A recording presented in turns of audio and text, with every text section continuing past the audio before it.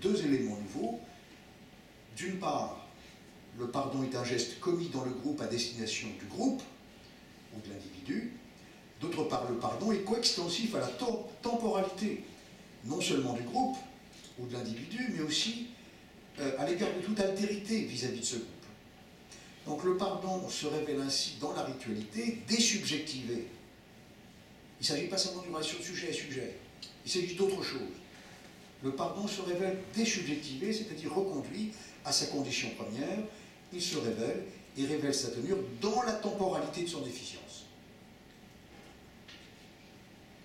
Mon deuxième pôle d'intérêt concerne le type de textualité auquel la problématique du pardon se réfère tant chez Yankelevitch que chez Derrida ou chez Lévinas, qui est la textualité hébraïque.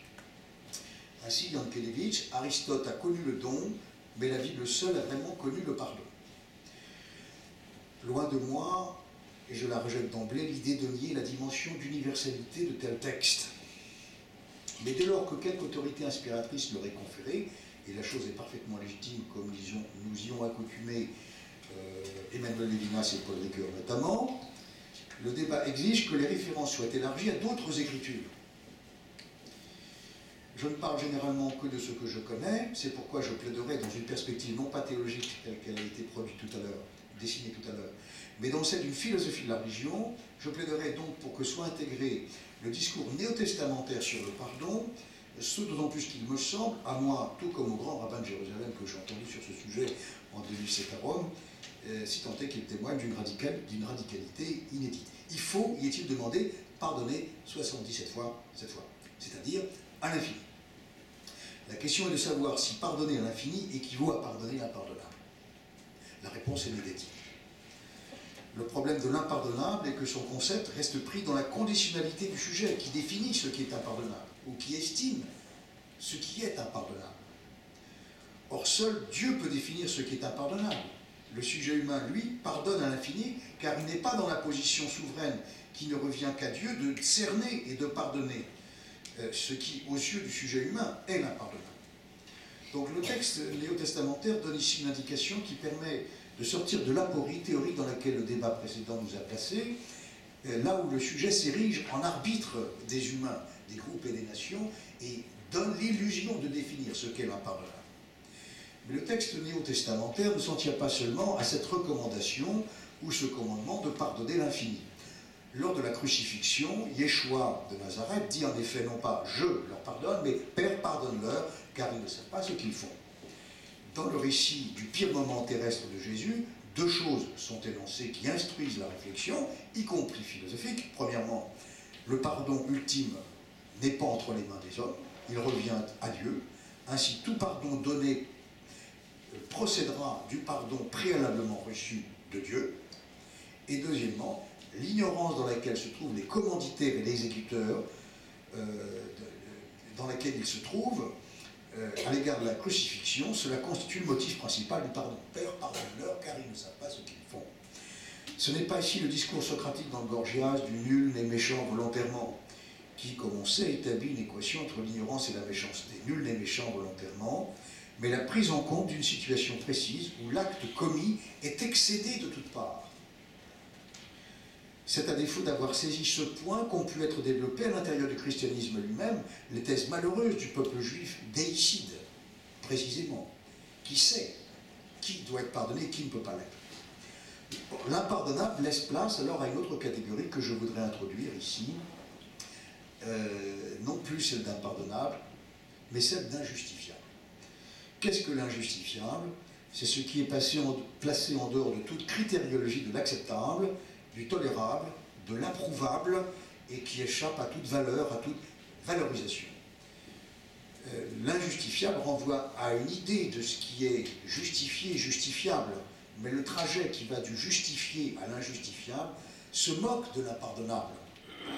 Il dessine un espace où ce qui est injustifiable concerne ce qui traverse l'humanité, qui doit être dénoncé.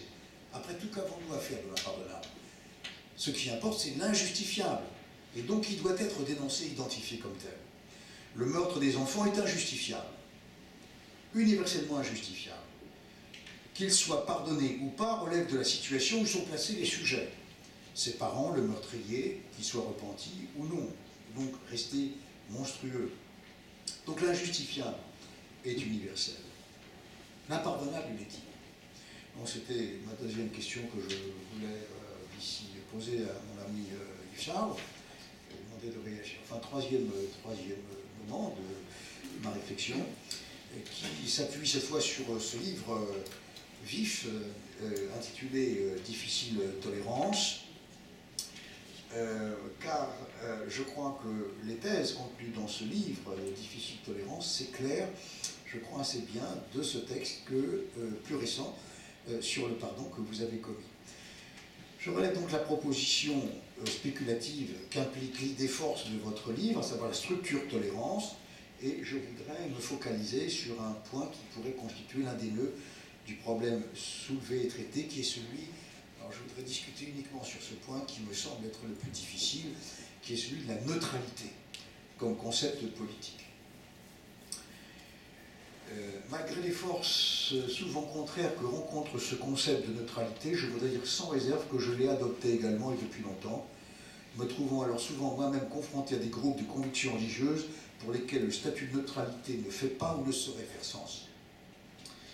Aussi voudrais-je aussitôt que l'on évitât de confondre la neutralité politique et la neutralisation idéologique. En l'occurrence, la neutralisation des religions, comme ce fut le cas à certains seuils de l'histoire longue et accidentée de la laïcité française.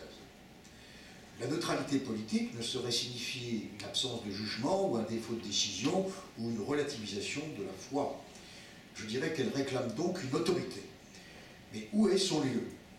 La réponse ici est impérative si l'on accorde que l'espace politique ne saurait s'accommoder du simple agrégat d'options privées ou communautaires, voire communautaristes. On peut lui trouver un fondement métaphysique, à la manière du regretté Stanislas Breton, qui associait de façon très suggestive l'idée de laïcité à celle d'époquée. La neutralité de l'époquée, phénoménologique, et de la laïcité plonge dans les profondeurs de l'âme humaine. C'est ce que l'on peut montrer de deux manières. Et Breton convoquait là-bas Thomas d'Aquin dans In Librum Aristotelis de Anima, au livre 2, Lectio 7, où Thomas d'Aquin écrit « L'âme humaine n'a pas de nature, pas même une, sinon celle-ci, par la connaissance, être capable d'avoir toutes les autres. » Je répète cette phrase de Thomas d'Aquin.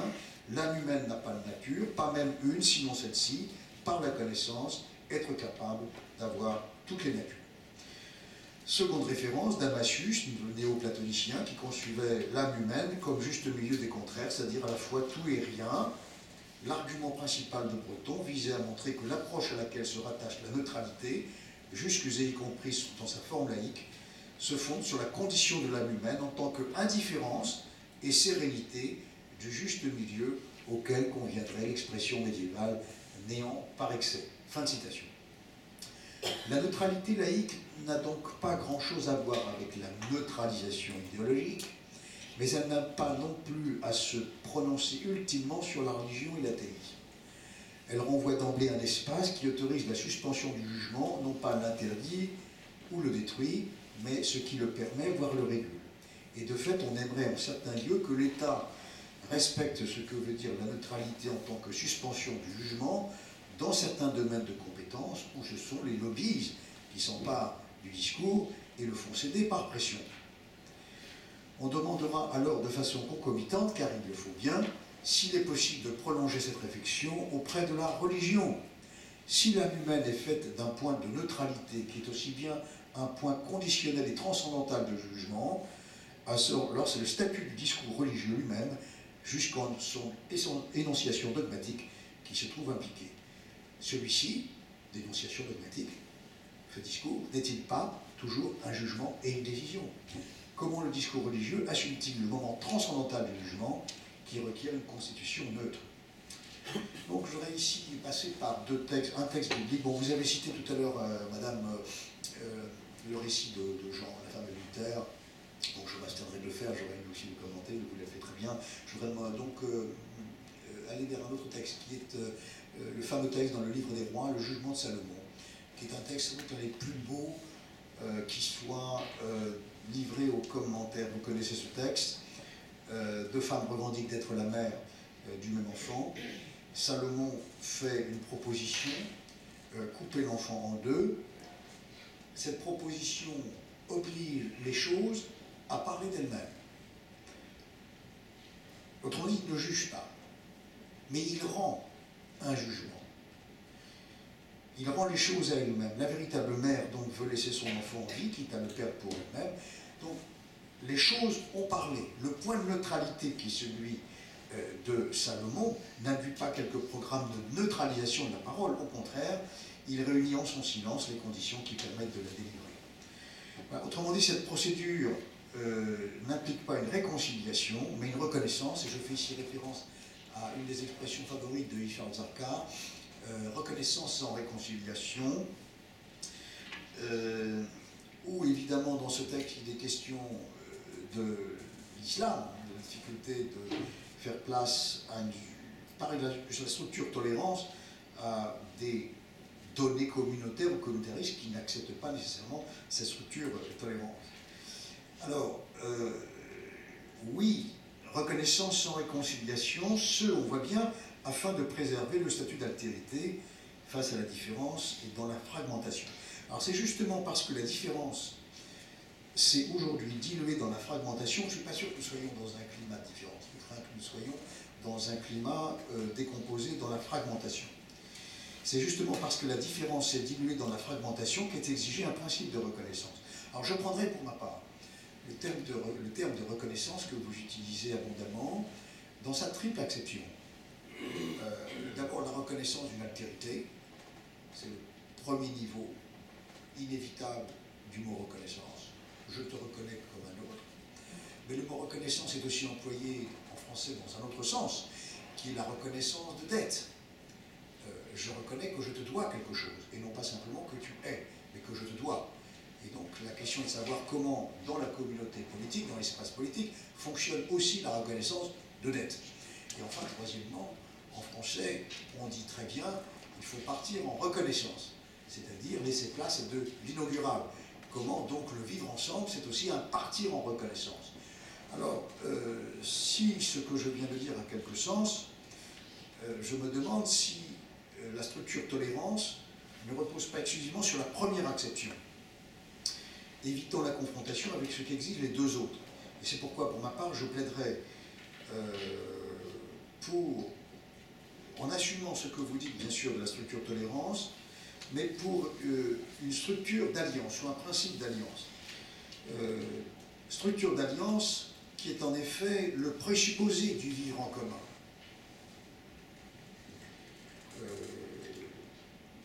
La tolérance est-elle suffisamment puissante en tant que présupposé, en tant que finalité pour le vivre en commun? Je suggère donc une structure d'alliance qui est toujours le présupposé du vivre en commun, mais qui est aussi bien sa finalité. Donc je terminerai par une question. N'est-ce pas dans l'alliance, en effet, que l'autrui constitue le sujet? Donc j'ai posé 3 questions, je me résume d'un mot. L'autrui passe dans la modernité, mais aussi dans la scolastique, par un lien substantiel. Dans la théologie médiévale, c'est Dieu. Ensuite, c'est la raison, notamment avec Leibniz. Puis ensuite, ce sera l'histoire. Et aujourd'hui, quel est-il, ce lien substantiel? Eh bien, je crains qu'il n'y en ait pas. Où est-il? On passe à l'autrui, mais quel est le lien substantiel? Qu'est-ce qui motive le lien à l'autrui, le passage à l'autrui? Deuxième question, c'est le passage de l'impardonnable à l'injustifiable. Et troisième question, la tension entre structure, tolérance et principe, alliance. Je vous remercie de votre patience.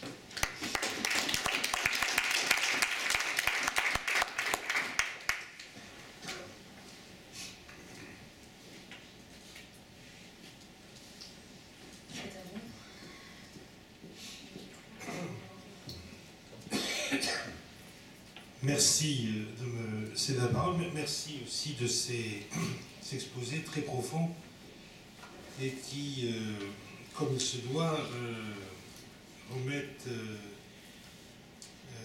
en question un certain nombre des thèses que j'ai avancées dans les 3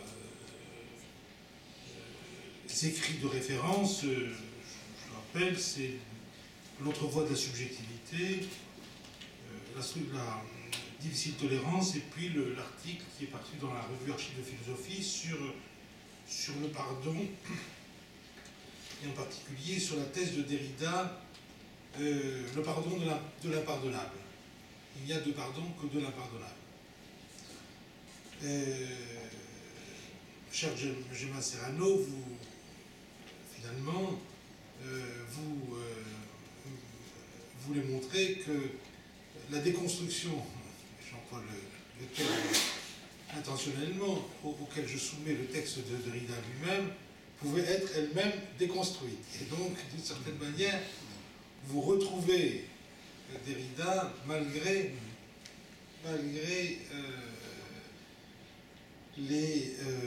la difficulté dans laquelle, je crois, sa thèse du pardon de l'impardonnable le porte. Et vous me remettez en difficulté par une dimension que je pense que Derrida n'a pas réussi à accepter, puisque c'est d'un point de vue vraiment théologique, dans une perspective théologique, que vous reprenez d'une certaine manière le pardon de l'impardonnable. Je vais y revenir. Pour Philippe Capel, bon, écoutez, vous avez vu les points, je vous en remercie beaucoup, les points majeurs des trois textes, et la ligne de considération éthique qui les traverse. Alors vous aussi, bien sûr, et vous avez bien raison, vous avez posé trois questions.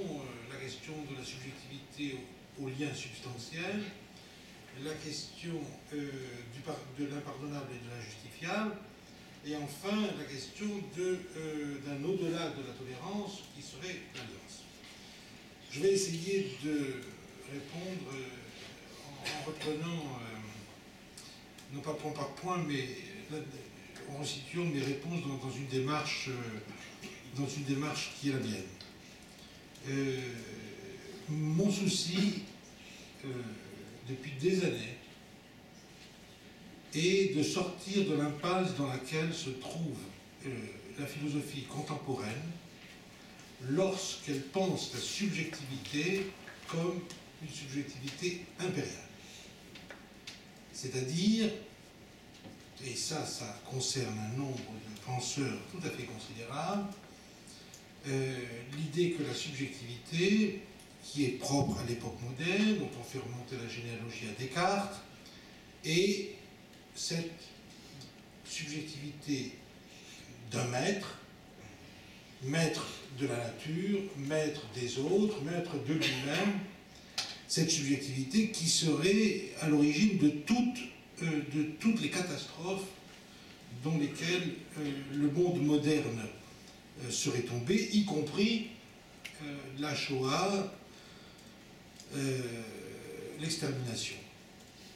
Il y a un courant très fort, contemporain, hostile à cette affirmation de la subjectivité identifiée au monde moderne lui-même. Ce point m'a paru toujours non seulement difficile à accepter, mais supposer une véritable, comment dire, un masque, un oubli de certaines directions du développement de la subjectivité. Mon objet, et d'ailleurs c'est l'un des objets fondamentaux de mon travail sur l'éthique, c'est de penser une subjectivité non impériale, une subjectivité non dominatrice, une subjectivité qui a un rôle central et irréductible, mais qui n'est pas une subjectivité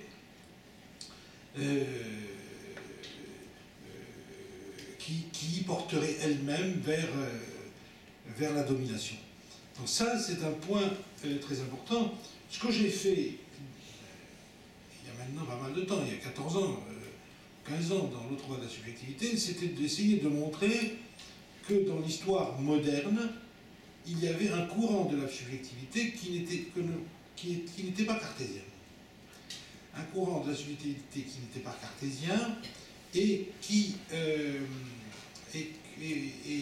ouvrait une autre dimension de l'histoire de la subjectivité.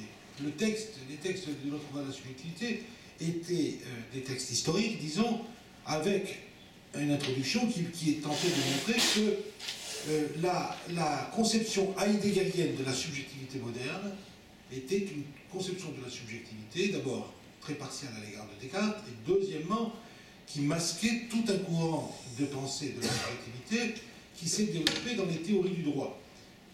Non pas chez les juristes, mais chez les philosophes pensant le droit, et tout un courant d'auteurs plus ou moins connus, plutôt moins que plus, comme Cudworth et autres, et évidemment, mais connu évidemment, Leibniz. Hein, donc, ça c'était un travail historique. Mais éthiquement, du point de vue éthique, la question de la subjectivité est une question irréductible, selon moi, et toute pensée de la subjectivité ne conduit pas nécessairement à des dérives telles que la subjectivité devienne impériale, dominatrice. Au contraire même, pour moi, la plus grande des folies, ce que j'appelle la folie ontologique, c'est précisément une subjectivité qui croit qu'elle peut, à la limite, même s'auto-créer, s'auto-définir, s'auto-constituer entièrement, avec le corps, avec elle. C'est non. Il y a à avoir une pensée de la subjectivité qui ne conduise pas à cette dérive. Et donc, ça, c'est un point très important. Donc, c'est plutôt dans cette direction que je m'interroge. Ce que j'ai mis dans les textes, et puis